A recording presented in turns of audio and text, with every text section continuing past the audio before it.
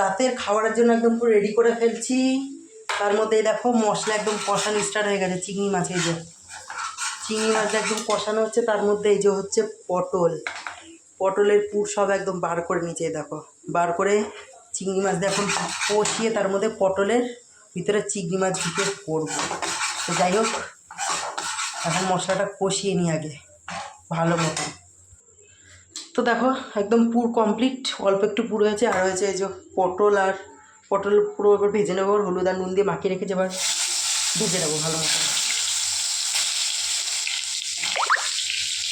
চলো ভেজে নিই আগে, তাহলে ভেজে নিয়ে তারপর তোমাদের দেখাচ্ছি।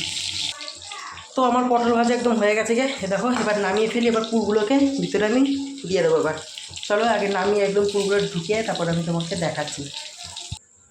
তো পটলের ভিতরে চিংড়ি মাছ একদম পুরো রেডি, এই দেখো পুরো সবার আমার মার দুটো, আমার দুটো, তো 4খানা করা হয়ে গেছে। তো আমার পটলের চিংড়ি মাছ দিয়ে পুর ভরা একদম পুরো কমপ্লিট।